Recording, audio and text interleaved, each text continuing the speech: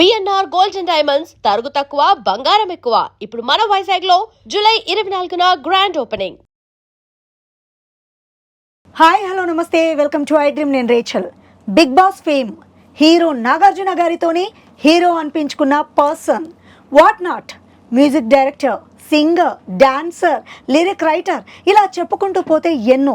తన అభిమానుల కోసం ఒక సర్ప్రైజింగ్ న్యూస్తో మన ముందుకు వచ్చేసారు. ఆ సర్ప్రైజ్ ఏంటో ఇవాళ మన ఇంటర్వ్యూలో తెలియపరచబోతున్నాను. ఆయన ఎవరో కాదు, భోలే గారు మనతో పాటు ఉన్నారు. వారితో మాట్లాడదాం. హాయ్ అండి భోలే గారు, హౌ ఆర్ యు? హీరోలా ఉన్నా. ఆహా, అయితే మీరు చదువుతున్నారని విన్నాను. స్టూడెంట్ అనుకున్నానే, మీరేమో హీరో అంటున్నారు. స్టూడెంట్ అంటే చచ్చిపోయినాక స్టూడెంట్లమే అని నేర్చుకోవాల్సింది కదా. కాకపోతే చదువులో ఇప్పుడు ఎంపీఏ ఫోక్ ఆర్ట్స్లో తెలుగు యూనివర్సిటీలో చదువుతాను. ఫస్ట్ ఇయర్ అయిపోయింది, ఇప్పుడు సెకండ్ ఇయర్ స్టూడెంట్ నేను. ఓ అండ్ మీ బ్యాక్గ్రౌండ్ నాకైతే కొంచెం తెలుసు, కానీ ఒక్కసారి మా వ్యూవర్స్కి చెప్తారా? మీరు ఎంతో స్ట్రగుల్ అయ్యి ఈరోజు ఈ సక్సెస్ని అందుకుంటున్నారు అని విన్నాను. ఒక్కసారి మీ గురించి. నా గురించి అడిగితే చెప్తా, నేను ఇక్కడ ఎందుకు కూర్చున్నా? అడగంది నేనేం చెప్పాలి? తెలంగాణ మహబూబ్ నగర్లో పుట్టారు కాదు, అనుకుంటా. మహబూబాబాద్లో. మహబూబాబాద్. రెండు సేమ్ అట్లా అనిపించినాయా? రెండు చోట్ల పుట్టలే, ఒకటే చోట పుట్టిన. తెలంగాణ అయితే పక్కా కదా? తెలంగాణ పుడుతున్నా. ఓకే, చలో. ఫాదర్ మదర్ ఏం చేస్తారు? మీరు ఒక్కరేనా మీ ఫ్యామిలీలో? ఏంటి మీ బ్యాక్గ్రౌండ్? ఇంతమంది అభిమానులు సంపాదించుకున్నారు, మీకంటూ ఓ సపరేట్ ఫ్యాన్ బేస్ ఉంది అని అంటే బ్యాక్గ్రౌండ్ ఉందేమో అనుకుంటున్నాను. అదే ఇంతమందిని సంపాదించుకున్నా కదా, అదే నా బ్యాక్గ్రౌండ్. వెనకాల ఏమైనా సపోర్ట్ ఉందా? సపోర్ట్ ఏం లేదు, కుర్చీ తప్ప. మీరు చాలా వెటకారంగా మాట్లాడుతున్నారు. తెలంగాణ పిల్ల ఆడియన్స్ మనకు ఇప్పుడు నేను పాటలు పాడినా అంటే మ్యూజిక్ చేసిన మాకు అవన్నీ తెలుసు, మాకు తెలియని చెప్పండి. మరి బ్యాక్గ్రౌండ్ అంటే ఏం చెప్పాలి? ఇంకా ఇట్లా ఫ్యామిలీలో ఎవరైనా ఫిలిం ఇండస్ట్రీతో కనెక్ట్ అయిన వాళ్ళు, లేదంటే మీకు బాగా ఫ్రెండ్స్ అట్లాంటి వాళ్ళు ఎవరైనా ఉండి, అసలు ఎందుకు మీరు స్టార్టింగ్ చదువుకున్న మీ ఊరు నుంచి హైదరాబాద్కి వచ్చి ఎందుకు ఈ ఫీల్డ్లో స్థిరపడ్డారు అంటే ఏం చెప్తారు మీరు? ఎందుకు స్థిరపడ్డాం అంటే చిన్నప్పటి నుంచి, అంటే ఇక స్కూళ్ళల్లో కాలేజీలలో మనకు ఇన్బిల్ట్గా భగవంతుడు ఇచ్చిన కళ ఉంది. దాంతోపాటు పాడుకుంటూ అక్కడి నుంచి మా అమ్మ మెయిన్ కారణం. నాకు మా అమ్మ అన్నది, బిడ్డ నువ్వు బాగా ఇక్కడ, అంటే అక్కడ ప్రోగ్రామ్ ఇచ్చేవాళ్ళం. మహబూబాబాద్లో చక్రి గారు వాళ్ళంతా అక్కడ మేమంతా కలిసి ప్రోగ్రామ్ ఇచ్చేది. ప్రోగ్రామ్ ఇచ్చేటప్పుడే చక్రి గారు ఇండస్ట్రీకి వచ్చిండ్రు. ఆయన ఒక రకంగా ఇన్స్పిరేషన్ అనుకోవాలి. మరి ఇదే నేను అడిగేది. ఇన్స్పిరేషన్ మాత్రమే, ఇక్కడ ఆయన మాకు ఏం చేయలేదు, కానీ ఇన్స్పిరేషన్గా నిలిచిండు మాకు. ఆయనను చూసి వచ్చినాం, అరే చక్రి మాతో ఉండుకుంటా ప్రోగ్రామ్ చేసి. నేను చాలా చిన్న ఆయనకంటే, మా అన్న క్లాస్మేట్ ఆయన, మీడియట్ చక్రి గారు. సో ఆయనను చూసి అందరం వచ్చినాం. నాతో పాటు ఇంకా చాలామంది కళాకారులు ఉన్నారు మా ఏరియా నుంచి. అట్లనే జనరల్గా వచ్చి ఇక్కడి నుంచి నేను బాంబే స్కూల్ నాది, బాంబే నదీం శ్రావణ్ అని, శ్రావణ్ గారు నా గురువు గారు. కొంతకాలం ఆయనతో ట్రావెల్ చేసిన, అది సాయి సుధాకర్ నాయుడు గారి ద్వారా. అంటే బేసిక్గా నాకు ఎవరైతే అన్నం పెడతారో నేను గుర్తుంచుకుంటా, ఎవరిని మర్చిపోను. ఇక్కడ రాగానే రావుపల్లి రాంబాబు అని వైఫ్ సినిమా డైరెక్టర్, అదే శివాజీ హీరోగా అప్పుడు, ఆయన నాకు అన్నం పెట్టిరు. దాని తర్వాత సాయి సుధాకర్ నాయుడు బాంబే పంపించారు నన్ను. ఇట్లా ఒక్కొక్కరు. తర్వాత అప్పుడు మధువన్ అని ఒక ఆయన ఉంటాడు మా ఊరు, ఆయన నాకు సినిమా ఇచ్చిండు. ఫస్ట్ శ్రీనిలయం అని ఒక సినిమా వచ్చింది అప్పట్లో, అది అప్పుడే ఫ్రెండ్స్ కాలనీ, శ్రీనిలయం, 4 బాయ్స్, ఇలా చిన్న చిన్న సినిమాలు చాలా చేసిన. అప్పట్లో సినిమా చేయడమే చాలా గ్రేట్. ఆ రోజుల్లో ఒక 20 ఏళ్ల కింది మాట ఇది. అప్పుడే ఇండస్ట్రీ కొత్తగా వచ్చిన.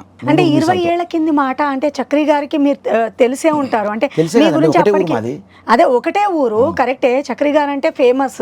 సో మీరు ఒక స్థాయికి రావడానికి కొంత టైం పట్టే ఉంటుంది కదా. సో చక్రి గారికి మీరు వెల్ నోన్ అన్నమాట. అంతే కదా, మేము కలిసి ప్రోగ్రామ్ చేసినాం. చక్రి గారు, మేము ఇప్పుడు కందికొండ గారు తెలుసుగా మీకు, రైటర్, చాలా పెద్ద రైటర్. అంటే దివంగత ఆయన ఈ మధ్యలో ఇదైంది. అయితే ఆయన తర్వాత మా నందన్ రాజ్ అని కళాకారులు చాలామంది ఉన్నారు. బుర్ర లక్ష్మణ్ అని ఒక ఆయన ఉండే చక్రి ఫ్రెండ్, అసలు మెయిన్ ఆయనే. అక్కడే ఉన్నాడు ఇప్పుడు మహబూబాబాద్, ఇక్కడ రాలే ఆయన ఇప్పుడు ఒక షాప్ పెట్టుకొని బతుకుతాండ్రు. బట్ చక్రికి పుష్ చేసింది లక్ష్మణ్, అది ఎవరికి తెలియదు ఇంతవరకు. ఇట్లా ఎంతోమంది ఇదితోటి ఇక్కడ అరంగేట్రం జరిగింది హైదరాబాద్లో. అంటే చాలామంది కష్టాలు పడతారు, ఇండస్ట్రీ కష్టాలు. భగవంతుడు నాకు ఎక్కువ కష్టాలు పడే అవకాశం నాకు ఇవ్వలే. అంటే నేను ఎప్పటికప్పుడు పాట పాడితే నాకు డబ్బులు ఇచ్చేది, ఎక్కడ పోయినా ఏ ప్రోగ్రామ్ చేసినా. స్టార్టింగ్ సింగరా మీరు? సింగరు, ఒక మిమిక్రీ ఆర్టిస్ట్గా కూడా నేను చేశాను. అప్పుడు ఆల్బమ్ చేశాను. ఇప్పుడు ఇదే డిఆర్సి డిస్కో రికార్డింగ్ కంపెనీ ఉంటుంది, దాంట్లో చేశాను అప్పట్లోనే. బట్ నేను పాటల ద్వారా వచ్చిన, పాటలే ఇక మనకంతా పాటలే అన్నం పెట్టింది. పాటలతోటే మనం వచ్చేసిన, పాటలతోటి బిగ్ బాస్ పోయినాం, పాటలతోటి. బిగ్ బాస్ ఎంట్రీ ఎలా అంటే మీరే ఏమైనా ట్రై చేశారా? నాకు వాళ్ళే బిగ్ బాస్, మా స్టార్ మా నుంచి నాకు ఫోన్ వచ్చింది, మీరు బిగ్ బాస్ వస్తారా అండి అని అన్నారు. అంటే ఫస్ట్ నాకు అంతకుముందు 6 సీజన్లో కూడా నాకు పిలుపు వచ్చింది. సీజన్ 6లో వాళ్ళు అంతగా అది పైన అట్లా వచ్చింది. తర్వాత మళ్ళీ వాళ్ళు మళ్ళీ నాకు పిలుపు అంటే మధ్యలో అది డిస్కంటిన్యూ అయింది. కట్ చేస్తే ఇక నేను కామ్గా ఉన్నా, నేను ఎవరిని ఏం అడగలేదు, నేను ఇచ్చేయలేదు. సీజన్ 7లో డైరెక్ట్ నాకు ఫోన్ వచ్చింది. ఫోన్ చేసి ఇట్లా నన్ను అడిగారనమాట. మెయిన్ ఏంటంటే ఆయన పేరు కూడా చెప్పాలి, రఘు గారు. చాలా గొప్ప వ్యక్తి అని. రఘు గారికి ఈ సందర్భంగా చేతులతో మొక్కుతాను, ఎందుకంటే చాలా మంచి వ్యక్తి. వైల్డ్ కార్డ్ ఎంట్రీ కదా మీరు? వైల్డ్ కార్డ్ ఎంట్రీ అంటే నన్ను స్టార్టింగే నాకు మెయిల్ వచ్చింది, నేను స్టార్టింగ్ నుంచే ఉండాలి. నేను డ్రెస్ వేసుకుని వెళ్ళా, ఆల్రెడీ అంతా రెడీ అయ్యి వెళ్ళాను, ప్రిపేర్ అయ్యి వెళ్ళాను నేను స్టూడియోకి. అంతా షూటింగ్ అవుతుంది, అప్పుడు వచ్చి ఆ క్రూ అంతా వచ్చి, సార్ మీరు వైల్డ్ కార్డ్కి వెళ్తారా అని చెప్పి వాళ్ళు నాకు రిక్వెస్ట్ చేసిండ్రు. బాగుంటుంది, కిక్కు ఉంటుంది, స్టార్టింగ్ కాకుండా మధ్యలో వెళ్తే మీరు ఆర్టిస్ట్ సింగర్ ఇది కదా అంటే ఓకే అండి అన్న. బట్ నాకు ఫస్ట్ వీక్ నుంచే నాకు అంటే 11 వీక్స్కి నాకు డబ్బులు అమౌంట్ ఇచ్చారు వాళ్ళు. అమౌంట్ చాలా బాగా ఇచ్చారు వాళ్ళు. అన్ని తర్వాత అమౌంట్ ఇవ్వడమే కాదు, అంతేకాకుండా నాకు మళ్ళీ స్టార్ మాలో ప్రోగ్రామ్స్కి డబ్బులే, మళ్ళీ అందులో కుక్ విత్ జాతిరత్నాలు అని వస్తుంది, అది నాకు ఇచ్చారు, అది డబ్బులే. నాకు ఎన్నో ప్రోగ్రామ్స్ చేయడానికి నాకు బాగా చేతనిచ్చారు నాకు స్టార్. కానీ మీ విషయంలో ఏంటంటే హీరో నాగార్జున గారి చేతే హీరో అనిపించుకున్నారే, అదంటే గొప్ప. అంటే ఆయనే మన యాక్టివిటీస్ చూసి నాకు టక్కున ఆయన సరదాగా అన్నారు. అది సీరియసే కావచ్చు, బట్ సరదాగా బోలే నువ్వు హీరో బోలే అన్నారు నాకు ఆయన.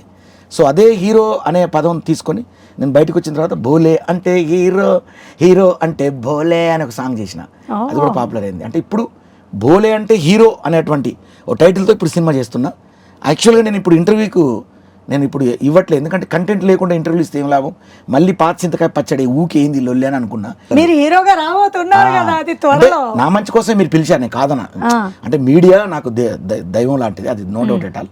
కాకపోతే ఇప్పుడు నేను వచ్చి మళ్ళీ జనానికి ఏం చెప్పాలి, ఏంట్రా నాయన ఈ ఇంటర్వ్యూలు ఊరికే ఏదో చెప్తూనే ఉన్నాడు, అసలు రిజల్ట్ లేదనుకుంటారు అందరూ. బట్ వాళ్ళకు నన్ను నమ్ముకున్న ఆడియన్స్కి ఖచ్చితంగా నేను ఒక మంచి రిజల్ట్ ఇవ్వబోతున్నా. వాళ్ళకి అస్సలు ఎంటర్టైన్ ఎలా ఉంటుందో నేను ఇప్పుడు చెప్పొద్దు, ఇప్పుడు చెప్తే బిల్డప్ అయింది, కానీ చెప్పకపోతే తెలియదు కదా, చెప్పుకోవాలి నేనేం చేయబోతున్నాను. సో కాబట్టి ఖచ్చితంగా నా నుంచి ఒక అద్భుతమైన ఎంటర్టైన్ పాటలు, అసలు ఎలా ఉంటాయి పాటలు, ఇలా కూడా ఉంటాయా, ఎంటర్టైన్ ఇలా కూడా ఉంటుందా అనేటువంటి బోలే అంటే హీరో అనే సినిమాతో ఇవ్వబోతున్నా. హీరో అంటే ఏదో హీరోయిన్ పక్కన డ్యూయెట్లు వేసేటువంటి ఏదో పెద్ద ఫైట్ చేసే హీరోని కాదు నేను. అందరూ సినిమా లోపలికి వెళ్ళేటప్పుడు ఈడి హీరోయింద్రా అంటారు నన్ను అందరూ, బయటకు వచ్చేటప్పుడు ఈడేంట్రా మమ్మల్ని హీరో చేసిండు అనుకుంటారు. మీరు హీరోనా, వేరే వాళ్ళని హీరో చేస్తారా మూవీ మొత్తంలో? ఆడియన్స్ నేను లోపలికి వెళ్ళేటప్పుడు ఆడియన్స్ ఏమనుకుంటారంటే ఈడి హీరోయింద్రా అనుకుంటారు నన్ను. అదే ఆడియన్స్ బయటకు వచ్చేటప్పుడు అరే అమ్మ ఆడియన్స్ని హీరో చేసిండు ఇంద్రా ఐడి అనుకుంటారు. అదే నా సినిమా. వ్యూవర్స్, స్టార్టింగ్ లో చెప్పాను కదా ఆడియన్స్ కి ఒక సర్ప్రైజ్ ఉంటుంది అని. సో హీరోగా రాబోతున్నారు త్వరలో. ఎస్, చూద్దాం ఎలా ఉండబోతుంది. బోలే అంటే హీరో పాట ఉంటుంది నాది.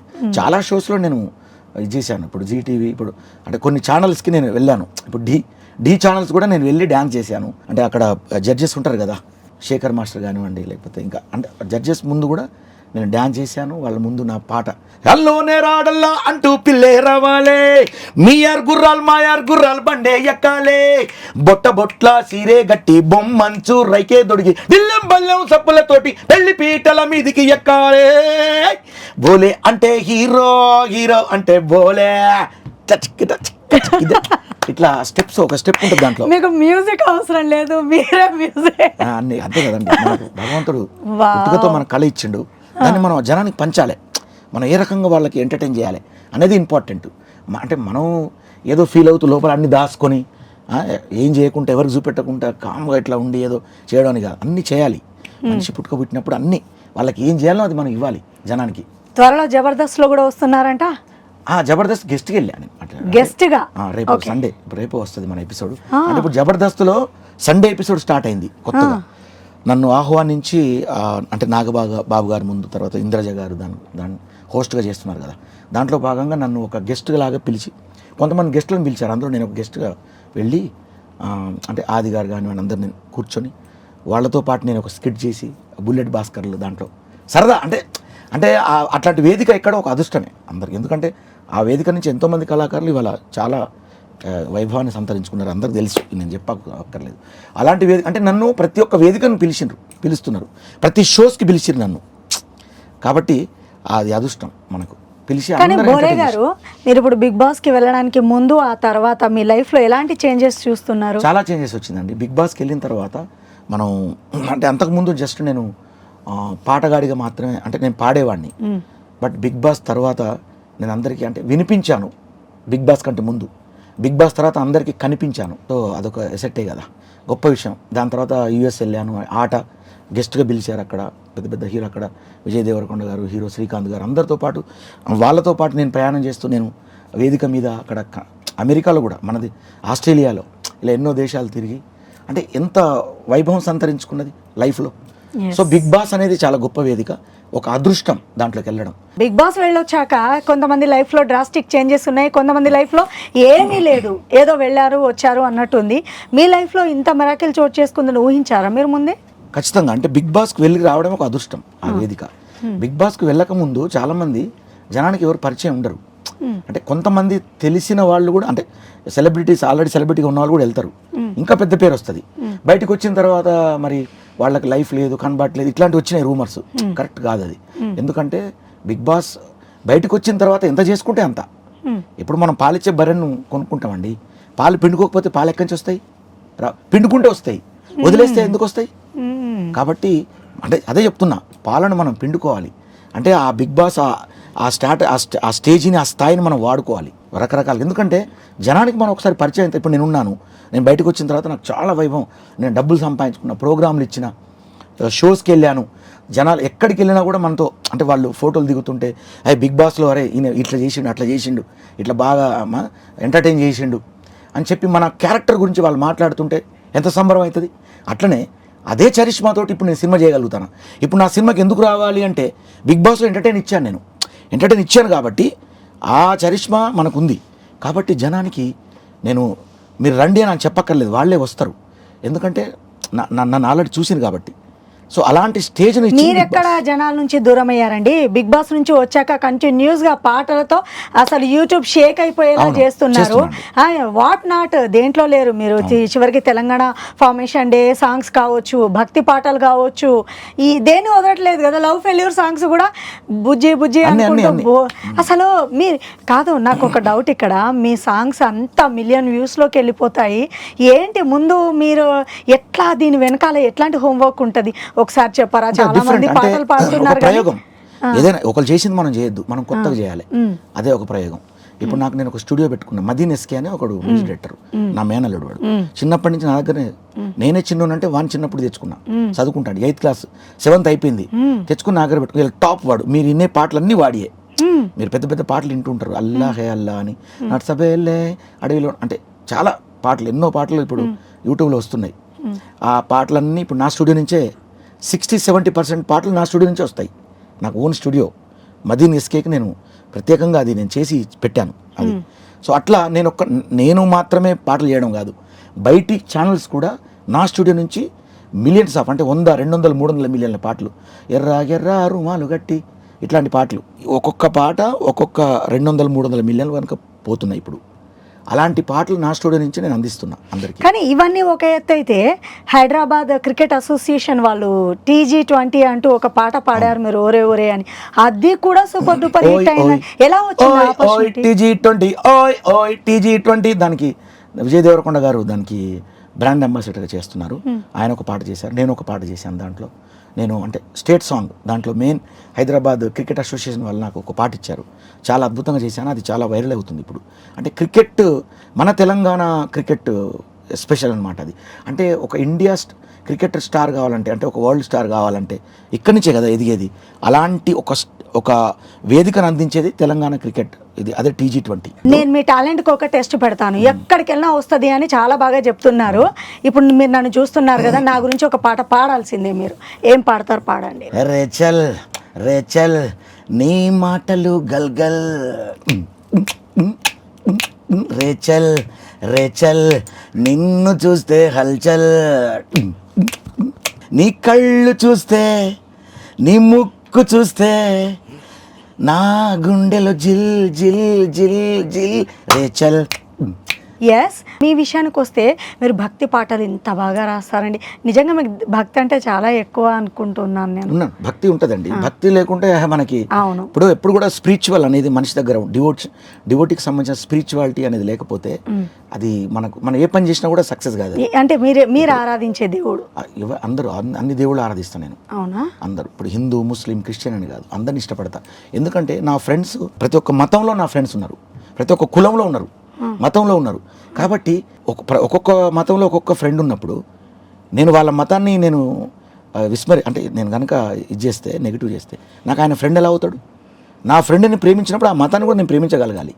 అప్పుడే సర్వమతాల మన భారతదేశం బాగుంటుంది. అదే కదా ఇప్పుడు భిన్నత్వంలో ఏకత్వం అనేది మన భారతదేశంలో ఎప్పుడు ఉంటుంది. Very good. ఓకే, అండ్ ఇంకా మీ విషయానికి వద్దాము. ఇప్పుడు నాగార్జున గారు హీరో అన్నారని మీరు హీరో అవుదాం అనుకున్నారా? ఎందుకంటే ఇంతకుముందు నాతో చెప్పారన్నమాట, బిగ్ బాస్ నుంచి రాగానే అలా అన్నారని ఓ పాట తీశాను, సూపర్ డూపర్ హిట్ అయ్యిందని. ఇప్పుడు అదే ఇన్స్పిరేషనా లేకపోతే నిజంగా మీకు హీరో అవ్వాలని ముందు నుంచి ఉందా? లేదండి, ఆయన అనడం కూడా నాకు చాలా ఇన్స్పిరేషన్ అయింది. ముందు నుంచి హీరో మనల్ని ఊరికే ఆయన నోరుతో సరదాగా అన్నా కూడా దాన్ని ఆ సరదాను నేను దసరాగా తీసుకున్నా. అయితే మీకు ఏది ఈజీ? ఇప్పుడు లిరిక్ రైటర్ మీరు, మ్యూజిక్ డైరెక్టర్, డాన్సర్ మీరు, సింగర్ మీరు, ఇన్ని కళలు ఉన్నాయి కదా, దీంట్లో మీకు ఇది ఈజీగా చేయగలను, దీనికి ఎక్కువ టైం తీసుకుంటాను అన్నది ఏంటి? ఎక్కువ ఈజీగా ఏం లేదండి, అంటే కొంచెం డ్యాన్స్ కొంచెం కష్టం నాకు, బట్ డ్యాన్స్ బాగా ఇష్టం నాకు. ఇష్టం కష్టం అది ఒక్కటే కొంచెం అంటే నేర్చుకోవాలి, మనం స్టెప్స్ బాగా నేర్చుకోవాలని కష్టపడతాం. మిగతా అన్ని మామూలే, ఇక అన్నీ ఈజీయే. వెళ్తున్నారా ఏంటి? మీరు స్టూడెంట్ కదా, డాన్స్ స్కూల్కి వెళ్తున్నారా?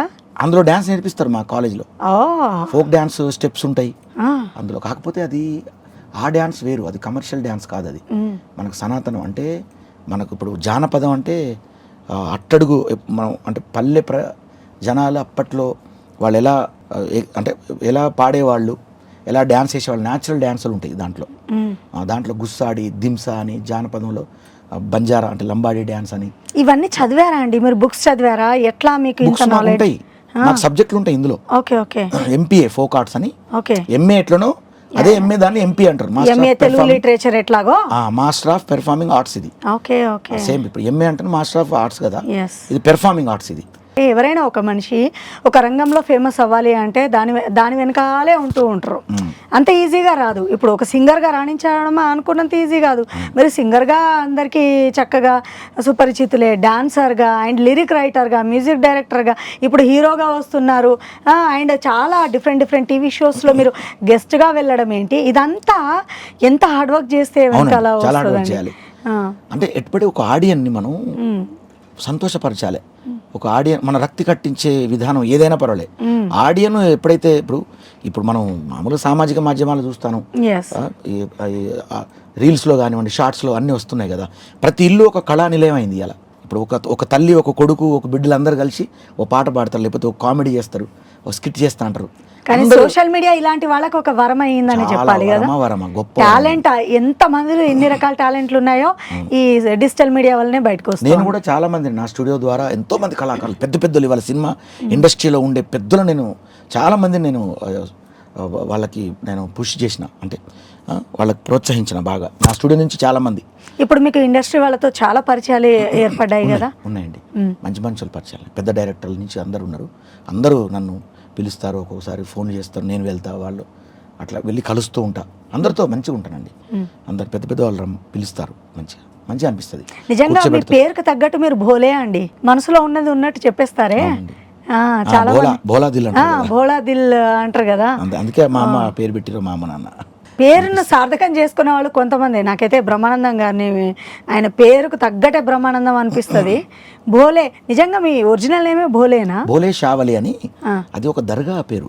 అన్నారం షరీఫ్, వరంగల్ జిల్లా లో ఒక అన్నారం అని ఒక ఊరు ఉంటుంది, ఫేమస్ దర్గా అది. ఇక్కడి నుంచి కూడా హైదరాబాద్ నుంచి కూడా అన్నారంకి వస్తారు. చిన్నప్పుడు నన్ను పుట్టగానే ఆ దర్గాలో భోలే షావలి, గుమ్ షావలి, యాకూబ్ షావలి ఇట్లా దేవుళ్ళు ఉంటారు, 5 దేవుళ్ళు ఉంటారు అక్కడ. ఖాదర్ షావలి అంటే దేవుళ్ళు ఉంటారు. ఆ దేవుళ్ళల్లో భోలే షావలి అనేది ఒక దేవుడు, ఒక దర్గా, అందులో ఒక దేవుడి పేరు. అది నాకు పెట్టినరు, మా అన్నకు గుమ్ షావలి పెట్టినరు. ఇట్లా తెలంగాణలో ఇదొక సెంటిమెంట్, పిల్లలు పుట్టగానే ఖచ్చితంగా అన్నారం దర్గాకి వెళ్ళడము అది ఆనవాయితీ. ఆనవాయితీ ఇది వస్తుంది సెంటిమెంట్. ఇప్పుడు ప్రకృతి ఇప్పుడు ఈ సృష్టికి ఏదో రహస్యం, శ్రీకృష్ణుడు చెప్పినట్టు ఈ సృష్టికి ఒక రహస్యం ఉంది. ఆ రహస్యంలో భాగంగా ప్రకృతికి మనిషికి సంబంధం ఉంది. ప్రకృతి లేకపోతే అసలు మన జీవితం లేదు. నా జీవితమే మ్యూజిక్, నా జీవితమే కలం గళం మ్యూజిక్. ఇది నా లైఫ్. ఇదే నాకు అన్నం పెట్టింది. ఈ సిటీలో నేను సెటిల్ కావడానికి కారణం అవే.